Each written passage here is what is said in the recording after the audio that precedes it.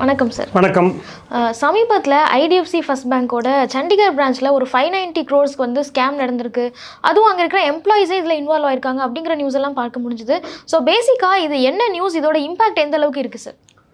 இல்லை, இது அந்த கவர்மெண்ட் டிபார்ட்மெண்ட்ஸுடைய அந்த பணம் அங்கே இருக்கக்கூடிய அந்த சண்டிகர் பிரான்ச்சில் இருக்கக்கூடிய அக்கௌண்ட்ஸில் அவங்க அக்கௌண்ட்ஸை க்ளோஸ் பண்ணி வேறு அக்கௌண்ட்டுக்கு மாற்ற சொல்லி ஒரு இன்ஸ்ட்ரக்ஷன் கொடுக்கும்பொழுது அந்த பர்டிகுலர் டிபார்ட்மெண்ட்டுடைய அவங்களுடைய பேலன்ஸும் பேங்க்கில் இருக்கக்கூடிய ஆக்சுவல் பேலன்ஸ்லேயும் வேரியேஷன் இருக்குது. அதுதான் துவக்கப்புள்ளி.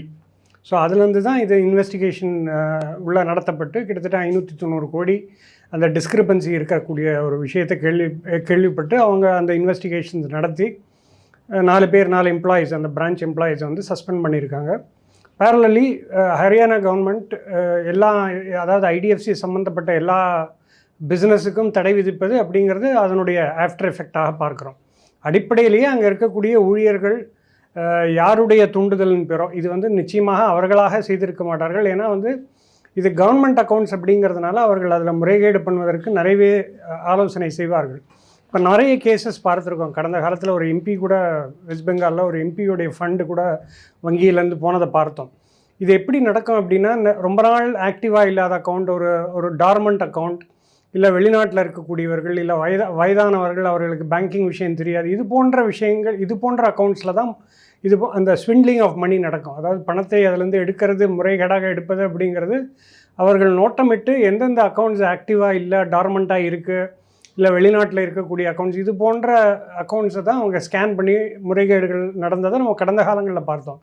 பட் முதல் முறையாக அரசாங்கத்துடைய கருவூலம், ட்ரெஷரி ஃபண்ட்ஸு, பல டிபார்ட்மெண்ட்டோட ஃபண்ட்ஸ் இதில் முறைகேடில் ஈடுபட்டிருக்கு அப்படிங்கிறது இதை வங்கி மட்டுமே எடுத்துக்கொள்ள முடியாது. இது வேறு யாரோடையோ அரசாங்கத்தில் இருக்கக்கூடியவர்கள் சேர்ந்து முறைகேட்டில் ஈடுபட்டிருக்கலாங்கக்கூடிய அந்த ஒப்பீனியன் ரொம்ப வலுவாக இருக்குது. அதனால தான் ஹரியானாவில் ஏசிபி இந்த கேஸில் மும்முரம் காட்டி உள்ள அந்த கேஸ் ஃபைல் பண்ணியிருக்காங்க. ஸோ தற்போதைய நிலவரம் இந்த அளவில் தான் நின்று கொண்டிருக்கு.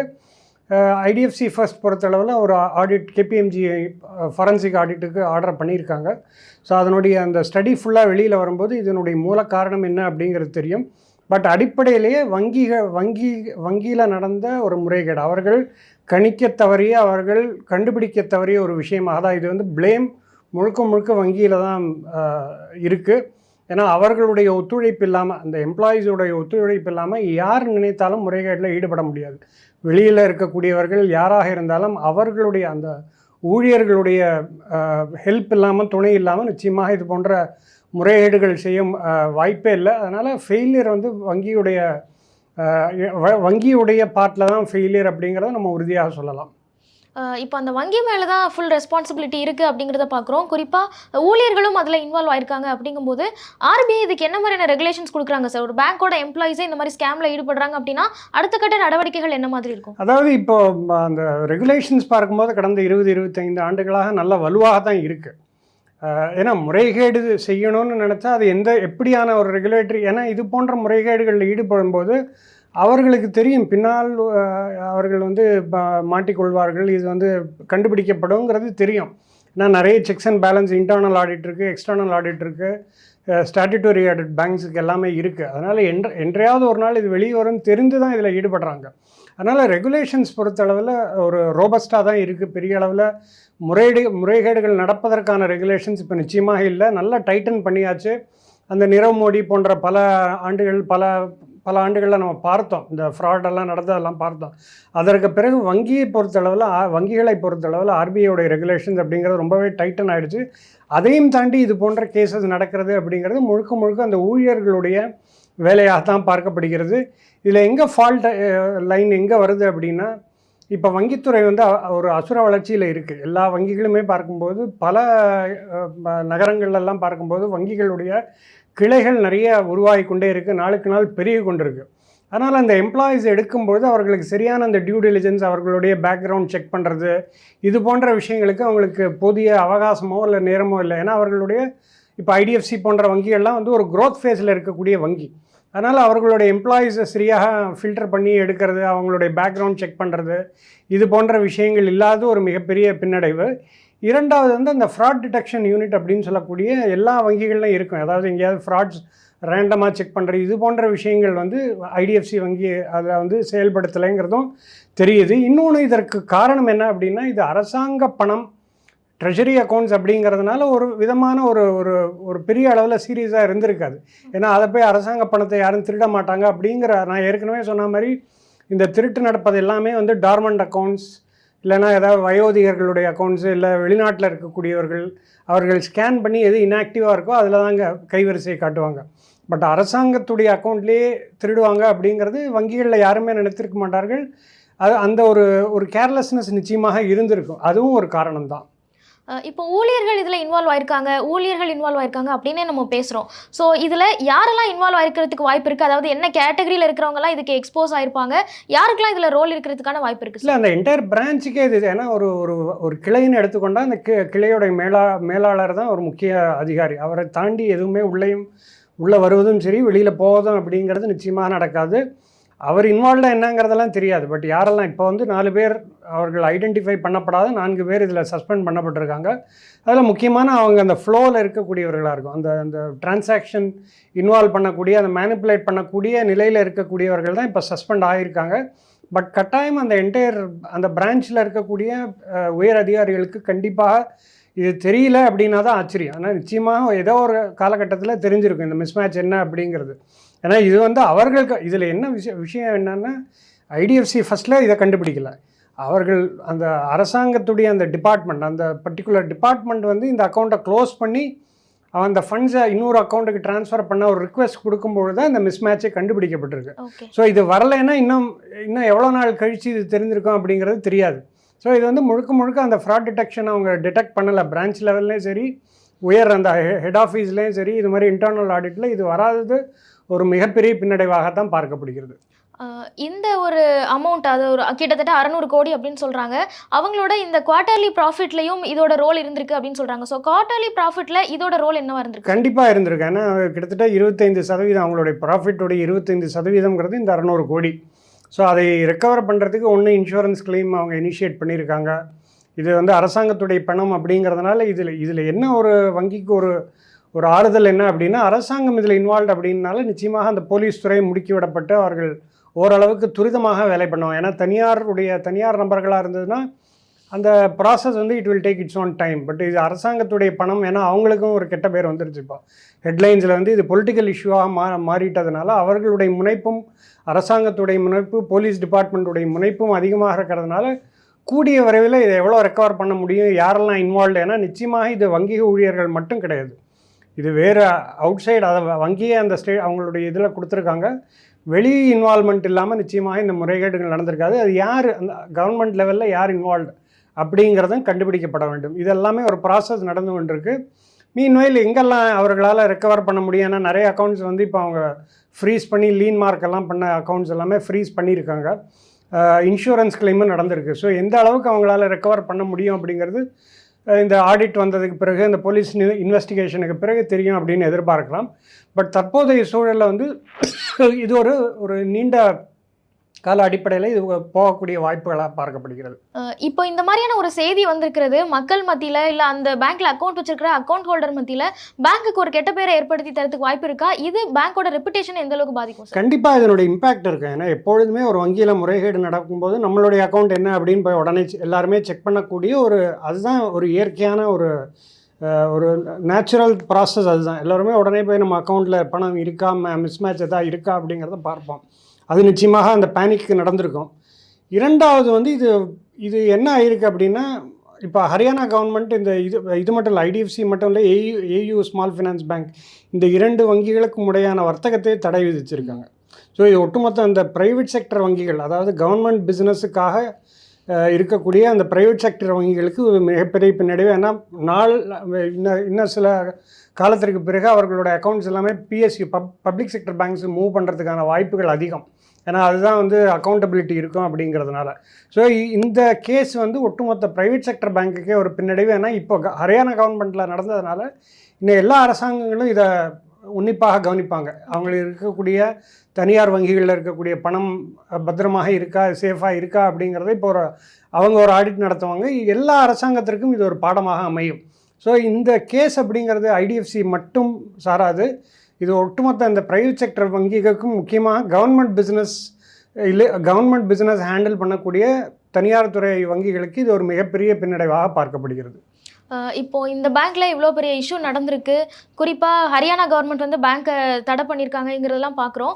ஸோ இது பங்குச்சந்தையில் இவங்களோட ஷேருக்கு என்ன மாதிரியான ஒரு இம்பாக்டை கொடுத்துருக்கு? ஏற்கனவே கடுமையான வீழ்ச்சி இப்போ 20 லோவர் சர்க்கியூட்டில் இன்றைக்கும் பார்க்கும்போது வீழ்ச்சியில் தான் இருக்குது.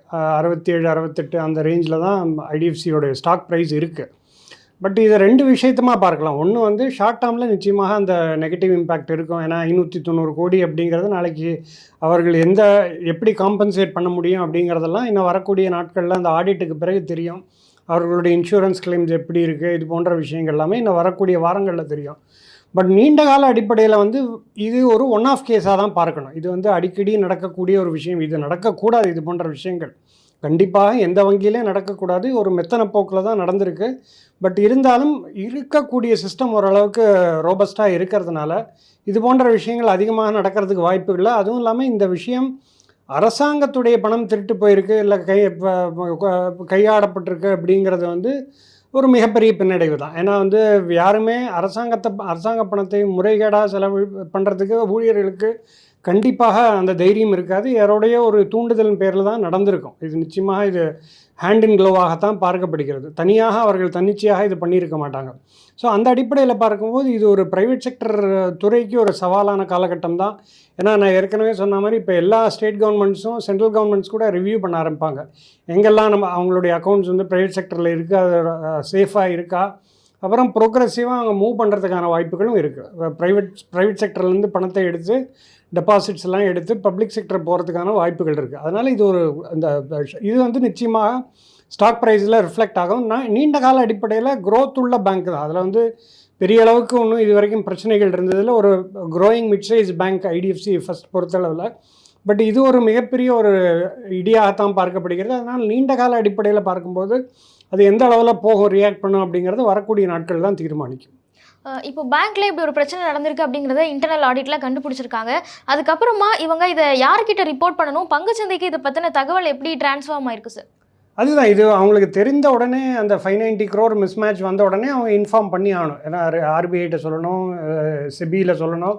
ஏன்னா அது லிஸ்டட் பேங்க் அப்படிங்கிறதுனால எல்லா அந்த ரெகுலேட்டரி பாடிஸுக்கும் அவங்க தகவல் சொல்லி ஆகணும். அதுவும் இங்கே அரசாங்கத்துடைய பணம் அப்படிங்கிறதுனால எல்லா ஃபினான்ஸ் மினிஸ்ட்ரி லெவலில் எல்லாருமே இதில் இன்வால்வ் ஆகிருப்பாங்க. எந்த மாதிரியான இது போக்கு எப்படி இருக்குது அப்படிங்கிறது. அந்த அடிப்படையில் பார்க்கும்போது அவங்களுடைய கண்காணிப்பு ஃபினான்ஸ் மினிஸ்ட்ரியோட, அந்த ஹரியானா கவர்மெண்ட்டோடது ஃபினான்ஸ் மினிஸ்ட்ரியாக இருக்கட்டும், இல்லை வந்து ரெகுலேட்டரி பாடிஸ் எல்லோருடைய கண்காணிப்பில் இந்த டிரான்சாக்ஷன் வந்திருக்கும். அதனால் அதனுடைய தாக்கம் தான் இப்போ பங்குச்சந்தையிலையும் பார்க்குறோம். ஏன்னா அவர்கள் வந்து நான் ஏற்கனவே சொன்ன மாதிரி அவர்களாக இதை கண்டுபிடிக்கல. ஐடிஎஃப்சி ஃபஸ்ட்டு வந்து இதை ஃப்ராடை டிடெக்ட் பண்ணலை. டிபார்ட்மெண்ட் அரசாங்கத்துடைய அந்த துறை வந்து அந்த அக்கௌண்ட்டை க்ளோஸ் பண்ணி பணத்தை எடுக்கும்பொழுது தான் இந்த முறைகேடு கண்டுபிடிக்கப்பட்டிருக்கு. ஸோ அது அவங்க இன்னும் அந்த ரிக்வெஸ்ட் கொடுத்துருக்கலைன்னா அது இன்னும் பல மாதங்களுக்கோ இல்லை சில வருடங்களுக்கோ தெரியாமல் கூட போயிருக்கலாம். அது எந்த அளவுக்கு சாத்தியம் தெரியல. பட் அவங்களோட இன்டர்னல் ஆடிட்டில் முன்கூட்டியே தெரிந்திருந்தாலும் அது தெரியறதுக்கான வாய்ப்புகள் இருக்குது. பட் ஃப்ளாஸ் வந்து நிச்சயமாக ஐடிஎஃப்சி ஃபஸ்ட்டு இன்னும் கூடுதல் ஒரு சர்வைலன்ஸை வைத்திருக்க வேண்டும். எம்ப்ளாயீஸ் முக்கியமாக வந்து ப்ரைவேட் செக்டர் துறை ஏற்கனவே சொன்ன மாதிரி அவர்களுடைய அசுர வளர்ச்சினால் அவங்களுடைய எம்ப்ளாயீஸோட பேக்ரவுண்டெல்லாம் போதுமான அளவு அவங்க செக் பண்ணுறாங்களான்னு தெரியல. ஏன்னா அவங்களுக்கு தேவைகள் இருந்து கொண்டே இருக்குது, விரிவாக்கம் நடந்து கொண்டே இருக்குது, வங்கிகள் கிளைகள் புதுசாக வரும்பொழுது நிறைய ஊழியர்கள் தேவைப்படுகிறது. இதெல்லாமே அவங்க பார்த்து டியூ டெலிஜென்ஸ் அப்ளை பண்ணி அவங்க சூஸ் பண்ணும்போது தான் இது போன்ற ஃப்ராட்ஸ் ஓரளவு கட்டுக்குள் கொண்டு வர முடியும். பொதுவாகவே இந்த மாதிரி ஒரு வங்கியில் ஒரு மிகப்பெரிய ஸ்கேம் நடந்திருக்கு, அதுவும் அரசாங்க பணம் இதில் இன்வால்வ் ஆயிருக்கு அப்படிங்கும்போது ஒட்டுமொத்தமாக இந்தியாவில் இந்த பேங்கிங் செக்டர் மேலே ஒரு பிளாக் மார்க் விழுறதுக்கோ இல்லை மக்களுக்கு கொஞ்சம் நம்பிக்கை குறையிறதுக்கோ வாய்ப்பு இருக்கா சார்? அது இந்த ஒரு விஷயம்னால அதான் இது வந்து பெரிய விஷயம்தான், அதில் வந்து மாற்று கருத்தே இல்லை. ஏன்னா அது வந்து ஒரு அரசாங்கத்துடைய பணத்தை வந்து ஊழியர்கள் எந்த அடிப்படையில் கையாடல் செய்திருக்கிறார்கள், அல்லது யாருக்கு அந்த பணம் போயிருக்கு அப்படிங்கிறதெல்லாம் இன்னும் வரக்கூடிய வாரங்களில் தெரியும். பட் கட்டாயம் இது வந்து ஒரு பெரிய ஒரு பேரிடி தான். பட் அதனால் இந்த ஒரு விஷயத்தை வைத்துக்கொண்டே நம்மளுடைய ஒட்டுமொத்த வங்கித்துறை மேலே களங்கம் ஏற்படுத்துவதற்கு அது மாதிரி பண்ண முடியாது. ஏன்னா அதற்கான முகாந்திரம் இல்லை. ஏன்னா ரெகுலேஷன்ஸ் எல்லாம் ரொம்ப ஸ்ட்ராங்காக இருக்குது. நான் ஏற்கனவே சொன்ன மாதிரி சட்டங்கள் இருந்தாலும் திருடுகள் நடந்து கொண்டு தான் இருக்குது. இப்போ சொசைட்டியில் பொதுவாகவே நம்ம பார்க்குறோம், சட்டங்கள் வலுவாக இருக்குது, கன்விக்ஷன்ஸ் வருது, கோர்ட்டில் கன்விக்ஷன்ஸ் வருது, இருந்தாலும் திருட்டுத்தனம் நடந்து கொண்டு தான் இருக்குது. அதே மாதிரி தான் வங்கித்துறையில் நம்ம வந்து முறைகேடுகளை தடுப்பதற்கு இல்லை அதை வந்து ப்ரிவென்ட் பண்ணுறதுக்கான ரெகுலேஷன்ஸ் இருந்தாலும் இது போன்ற இன்னும் தனிப்பட்ட முறையில் கையாடல் செய்பவர்கள் இருந்து கொண்டு தான் இருப்பார்கள். அது ஒரு அந்த இஷ்யூவாக தான் பார்க்கணுமே தவிர ஒட்டுமொத்த வங்கித்துறைக்கு இது ஒரு மிகப்பெரிய இடியாக இருக்காது. பட் தனியார் துறைக்கு ஒரு சவாலான காலகட்டம். ஏன்னா தனியார் வங்கித்துறைகள் இனிமேல் வந்து அரசாங்கத்துடைய பிஸ்னஸ் எல்லாமே இன்னும் நிறுவனங்களுமே ஆரம்பிப்பாங்க. அதாவது அரசாங்கம் மட்டும் இல்லை, இப்போ எல்லா பெரிய நிறுவனங்கள், கரண்ட் அக்கௌண்ட் வைத்திருக்கக்கூடிய நிறுவனங்கள், சாமானியர்கள் எல்லோருமே இப்போ அந்த வங்கிகளை தொடர்பு கொண்டு அந்த சேஃப்டியை உறுதி பண்ணுறதுக்கான முனைப்பில் ஈடுபடுவாங்க. அதனால் ஒட்டுமொத்த தனியார் வங்கித்துறைக்கு ஒரு சவாலான காலகட்டம்னு பார்க்கலாம். இப்போது இந்த ஐடிஎஃப்சி ஃபர்ஸ்ட் பேங்க்கையும் தாண்டி சமீப காலமாகவே ஒரு 2 வருஷத்துக்கும் மேலே பப்ளிக் செக்டர் பேங்க்ஸ் எல்லாம் பங்கு சந்தையில் நல்லா பெர்ஃபார்ம் பண்ணிட்டு இருக்காங்க. குறிப்பாக இந்த பேங்கிங் இண்டஸ்ட்ரியே மார்க்கெட்டில் நல்ல மூவ்மெண்ட்டில் இருக்குது அப்படிங்கிறது தான் பார்க்குறோம். ஸோ ஒட்டுமொத்தமாக பங்கு சந்தையிலையும் பேங்கிங் செக்டருக்கு இதனால் ஒரு ட்ராபேக் வரதுக்கு வாய்ப்பு இருக்கா? வாய்ப்புகள் இல்லை. ஏன்னா இப்போ தான் 1 lakh crore பார்த்தேன். வங்கிகளுடைய ஒட்டுமொத்த நெட் ப்ராஃபிட்ஸ் வந்து முதல் முறையாக 1 லட்சம் கோடி தாண்டி இருக்கக்கூடிய அளவு நம்ம எட்டியிருக்கோம். அதனால் வங்கித்துறை பொறுத்தளவில் நிறைய ஃபாரின் பார்ட்டிசிபேஷன் இருக்குது, நிறைய எஃப்ஐஎஸ் அதில் பெரும் முதலீட்டாளர்களாக இருக்காங்க. இந்த உள்நாட்டு முதலீடுகளும் வங்கித்துறை சார்ந்திருக்கு. ஏன்னா இந்தியாவுடைய பேங்கிங் இண்டஸ்ட்ரி அப்படிங்கிறது இன்னும் அந்த கஸ்பில் தான் இருக்குது. இன்னும் பெரிய அளவில் க்ரோத் அடுத்த கட்டம் போவதற்கான ஒரு காலகட்டத்தில் இருக்கும். ஸோ நம்மளுடைய இந்த ஆர்கனைஸ்டு ஃபினான்ஷியல் சிஸ்டம் வந்து எக்ஸ்பேண்ட் ஆகும்போது வங்கிகளுடைய பயன்பாடு அதிகரிக்கும், கணக்குகள் தூங்கப்படுவது அப்படிங்கிறது அதிகரிக்கும். அதனால் இந்தியாவோட வங்கித்துறை அப்படிங்கிறது உலகத்திலே மிகப்பெரிய ஒரு வளர்ந்து வரக்கூடிய துறைகளில் மிக முக்கியமான துறையாக இந்திய வங்கித்துறை இருக்கும். ஸோ அந்த அடிப்படையில் பார்க்கும்போது இந்த இஷ்யூனால் பெரிய அளவுக்கு பாதிப்புகள் ஏற்படுத்தாது. பட் இது போன்று நடக்காமல் இருப்பது தான் அடுத்ததாக ரொம்ப கவனிக்க வேண்டிய விஷயம். இது போன்ற விஷயங்கள் நடக்கக்கூடாது. அதாவது ஒரு சிறு முறைகேடு கூட நடக்காத வண்ணம் நம்மளுடைய ரெகுலேஷன்ஸ் இன்னும் டைட்டன் பண்ணோம். அவர்களுடைய இன்டர்னல் ஆடிட்டை வந்து இன்னும் டைட்டன் பண்ணணும். ஆர்பிஐ மூலமாக வங்கிகளுடைய அந்த ஆடிட், பிரான்ச் ஆடிட்டாக இருக்கட்டும், இல்லை அவங்க ஒத்துமொத்த ஆடிட்டையும் வந்து முடுக்கிவிட வேண்டிய ஒரு சூழலுக்கு தள்ளப்பட்டிருக்கு. அதனால் இது ஒரு லெசனாக எடுத்துக்கொண்டு இனிமேல் இது போன்ற விஷயங்கள் நடக்காதவண்ணம் நம்மளுடைய ரெகுலேஷன்ஸ் வந்து இன்னும் அதிகப்படியாக டைட்டன் பண்ணும்போது தான் இது நடக்காமல் இருக்கும் இன்னும் வரக்கூடிய காலங்களில். இப்போ இந்த பேங்க்கையும் தாண்டி இதுக்கு முன்னாடி கூட நம்ம இந்த மாதிரியான விஷயங்கள் அதிகமாக கேள்விப்பட்டிருப்போம். நீங்களும் சொன்னீங்க ஆர்பிஐ நிறைய ரெகுலேஷன்ஸ் அடுத்தடுத்து கொண்டு வந்துட்டு தான் இருக்காங்க அப்படின்னு. ஸோ எங்கே மிஸ் பண்ணுறோம், எங்கே நமக்கு ஒரு லூப் ஹோல் இருக்கிற மாதிரி நினைக்கிறீங்க சார்? அதாவது இது வந்து இண்டிவிஜுவல் லெவல் தான். நான் அதான் சொன்ன மாதிரி அவர்கள் எந்த தைரியத்தில் இந்த முறைகேட்டில் ஈடுபட்டாங்க அப்படிங்கிறதே தெரியல. ஏன்னா ஏதாவது ஒரு இது வந்து நான் முன்னாடி சொன்ன மாதிரி தனியார் நபர்களுடையதோ இல்லை வந்து கண்காணிப்பில் இல்லாத நபர்கள்லாம் பரவாயில்ல. ஏன்னா அது வந்து ஆண்டு கணக்கில் அவர்கள் மறைக்கலாம். இது வந்து அரசாங்கத்துடைய ட்ரெஷரி பணம், அங்கே இருக்கக்கூடிய டிபார்ட்மெண்டல் ஃபண்ட்ஸு, வேலை செய்பவர்கள் எந்த அடிப்படையில் இதில் இறங்கினாங்க அப்படின்னு. ஏன்னா ஏதாவது ஒரு காலகட்டத்தில் கட்டாயமாக ஒன்றா இன்டர்னல் ஆடிட்டில் கண்டுபிடிக்கப்படும், இல்லைன்னா அரசாங்கத்துடைய அந்த கருவூலம் ட்ரெஷரி ஆடிட்டில் வரும்போது அது கண்டுபிடிக்கப்படும். 2 பக்கமும் கண்டுபிடிப்பதற்கான வாய்ப்புகள் வந்து மிக அதிகம். அதனால் இது முழுக்க அவர்களுடைய முட்டாள்தனமான ஒரு செயல்பாடு. எந்த தைரியத்தில் இது பண்ணினாங்க அப்படிங்கிறது தெரியல. பட் இருந்தாலும் வந்து அவர்களை மட்டும் குறை சொல்ல முடியாது. வங்கியுடைய அந்த சர்வேலன்ஸ் ஃபெயில் ஆகிவிட்டது. அவங்களுடைய அந்த ஃப்ராட் டிடெக்ஷன் அப்படிங்கிறது வேலை பண்ணலை. அவங்க இப்படி ஒரு முறைகேடு நடப்பதே அவங்களுக்கு தெரியல. அதாவது இந்த இஷ்யூ வெளியில் வந்தது வந்து அவர்களுடைய இன்டர்னல் ஆடிட்னால கிடையாது. அந்த டிபார்ட்மெண்ட் அவங்க ஃபண்ட்ஸை திருப்பி கேட்கும்போது தான் இந்த ஃப்ராடே வெளியில் வந்திருக்கு. அதனால் இது வந்து ஊழியர்கள் ஒரு பக்கம் இதில் ஈடுபட்டிருந்தாலும் அதை தடுக்க தவறிய பொறுப்பு வந்து வங்கியை தான் சாரும். இப்போ இந்த பேங்க்ல இவ்வளோ பெரிய பிரச்சனை நடந்திருக்கு, இது அவங்களோட ப்ரொமோட்டர்ஸ்க்கும் மேஜர் ஷேர் ஹோல்டர்ஸுக்கும் இதனால் சிக்கல் வருமா சார்? அதாவது இந்த வேல்யூவேஷன் இப்போ ட்ராப் ஆகும். அதாவது இப்போ இருக்கக்கூடிய கரண்ட் மார்க்கெட் ப்ரைஸில் குறைந்திருக்கு, ஆல்ரெடி குறைந்திருக்கிறத பார்த்தோம். பட் இது வந்து நீண்ட கால அடிப்படையில் பார்க்கும்போது இது ஒரு வளரும் வங்கி தான். செயல்பாடுகள் வந்து திருப்திகரமாக ஃபினான்ஷியல்ஸ் எல்லாம் பார்க்கும்போது ரொம்ப சாட்டிஸ்ஃபேக்டரி ரிசல்ட்ஸ் தான் இருந்துகிட்ருக்கு. இது வந்து ஒரு ஒன் ஆஃப் கேஸாக தான் பார்க்கணுமே தவிர இது ஒரு ட்ரெண்டாக நிச்சயமாக இந்த வங்கியில் பார்க்குறதுக்கு எந்த வித முகாந்திரமும் கடந்த கால அடிப்படையில் பார்க்கும்போது இல்லை. பட் முக்கியமான சவால் என்ன இந்த வங்கிக்கு அப்படின்னா, இனிமேல் இது போன்ற ஒரு முறைகேடு சிறிய அளவில் கூட நடக்கக்கூடாது. இது வந்து பெரிய அளவில் முறைகேடு, கிட்டத்தட்ட 600 கோடி 590 கோடி அப்படிங்கிறது அந்த பேலன்ஸ் ஷீட்டில் பார்க்கும்போது மிகப்பெரிய பணமாக இருக்குது. ஈவன் ₹1 கூட இது போன்ற விஷயங்களில் முறைகேடாக இருக்கக்கூடாது அப்படிங்கிறதான் இந்த வங்கிக்கு இல்லை, எல்லா வளரக்கூடிய வங்கிகளுக்கும். ஏன்னா எல்லாருமே இதில் இனிமேல் அவங்க ரொம்ப கேர்ஃபுல்லாக இருப்பாங்க. முக்கியமாக இந்த மிட் சைஸ் வங்கிகளில் வந்து ஒரு சிறு அடி விழுந்தால் கூட அவங்களுக்கு பெரிய அடியாக மாறும். ஏன்னா காம்படிஷன் அப்படிங்கிறது வங்கித்துறையில் இப்போ நீங்கள் ஏற்கனவே சொன்ன மாதிரி பப்ளிக் செக்டர் வங்கிகளுடைய வளர்ச்சியும் மிக பலமாக இருக்குது. இப்போ 10-15 ஆண்டுகளுக்கு முன்பு பப்ளிக் செக்டர் வங்கியில் அவ்வளோ அந்த அளவுக்கு வளர்ச்சி இல்லை. இப்போ அவங்களுடைய எண்ணிக்கையிலையும் வங்கி கிளை எண்ணிக்கையிலையும் அவங்களுடைய அப்ரோச்லேயும் பார்க்கும்போது கிட்டத்தட்ட ப்ரைவேட் செக்டர் அளவுக்கு அவங்க போட்டி போட்டு கொண்டிருக்கிறார்கள். அதனால் இந்த மிட்சைஸ் வங்கிகளுக்கு போட்டி என்பது இன்னொரு மிட்சைஸ் வங்கியில் பெரிய வங்கி ஐசிஐசிஐ, ஹெச்டிஎஃப்சி மாதிரி பெரிய வங்கிகள், SBI, state bank, Canara bank மாதிரியான பப்ளிக் செக்டர் வங்கிகளுடைய போட்டியும் இருக்குது. அதனால் மிட்சைஸ் வங்கிகள் இன்னும் ரொம்ப கவனமாக இருக்கணும். ஏன்னா வளர்ச்சிங்கிற பாதையில் இப்போ என்ன ஆகிடுது அப்படின்னா, வளரக்கூடிய தருவாயில் இதெல்லாம் அவங்க மிஸ் பண்ணிடுறாங்க. அவங்களுக்கு வளர்ச்சி தான் கண்ணுக்கு முன்னாடி தெரியுது. எப்படி வங்கியை வந்து அடுத்தடுத்த நிலைக்கு வளர்ப்பது அப்படிங்கிற அந்த ஃபோக்கஸில் இது போன்ற பேசிக் மிஸ்டேக்ஸ் பண்ணும்போது தான் இது போன்ற பெரிய இடிகள் அவர்களுக்கு ஏற்படுகிறது. இறுதியாக இப்போ ஆர்பிஐ இதை எப்படி ஹேண்டில் பண்ணுவாங்க? ஆர்பிஐ அந்த வங்கிக்கு ஏதாவது பெனால்ட்டி போடுறதோ இல்லை அவங்க மேலே ஏதாவது ஆக்ஷன் எடுக்கிறதுக்கான வாய்ப்புகள் இருக்கா? கண்டிப்பாக இருக்கும். ஏன்னா இது வந்து முழுக்க அவங்களுடைய தவறு தான். வங்கியுடைய அந்த ஃப்ராட் டிடெக்ஷன் சரியாக செயல்படவில்லை அப்படிங்கிறது கட்டாயம் தெரியும். அதை எந்த விதமான நடவடிக்கை அப்படிங்கிறது இன்னும் வரக்கூடிய அந்த அவங்களுடைய ஆடிட்டும் நிச்சயம் ஆர்பிஐயோடைய ஆடிட்டும் இருக்கும். போலீஸ் ரிப்போர்ட் என்ன, போலீஸோட இன்வெஸ்டிகேஷன் எப்படி இருக்குங்கிறத பார்க்கணும். இது போன்ற அந்த ஃபாரன்சிக் ஆடிட் கேபிஎம்ஜியோடது எல்லா விஷயத்தையும் பார்க்கும்போது இன்னும் வரக்கூடிய வாரங்களில் தெரியும் அதனுடைய அவுட்கம் எப்படி இருக்குது அப்படின்னு. பட் நிச்சயமாக ஒரு பீனல் ஆக்ஷன் இருக்கும். ஆர்பிஐ பொறுத்தளவு இது இன்னும் இந்த ஃப்ராட் டிடெக்ஷனை இன்னும் தீவிரமாக முடுக்கி விடுறதுக்கான வாய்ப்புகள் இருக்குது.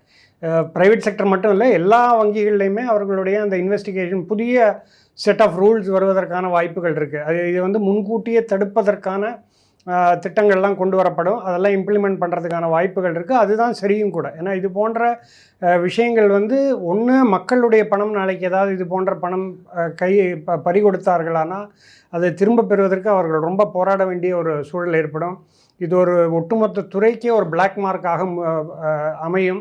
அது மட்டும் இல்லாமல் இது ஒரு மிகப்பெரிய வளரக்கூடிய ஒரு துறை அப்படிங்கிறதுனால குளோபல் இமேஜும் பெரிய அளவுக்கு பாதிக்கப்படும். அதனால் பல்வேறு கட்டங்களில் இதை நம்ம பார்க்கும்போது ஆர்பிஐயோடைய ரெகுலேஷன்ஸ் இன்னும் டைட்டன் ஆகிறது தான் இது போன்ற ப்ராப்ளம் போய் ஃபிக்ஸ் பண்ணுறதுக்கான சொல்யூஷனாக பார்க்க முடியும். ஸோ இந்த ஐடிஎஃப்சி ஃபர்ஸ்ட் பேங்க்கில் இவ்வளோ பெரிய விஷயம் நடந்திருக்கு அப்படிங்கும்போது அது இன்வெஸ்டராக இருந்து பார்க்குறவங்களுக்கும் சரி இல்லை அக்கௌண்ட் ஹோல்டர்ஸ்க்கும் சரி நிறைய குழப்பங்கள் இருந்திருக்கும். அதை பற்றி ரொம்ப டீட்டெயிலாக எக்ஸ்ப்ளனேஷன்ஸ் கொடுத்துருக்கீங்க. Thank you so much. நன்றி.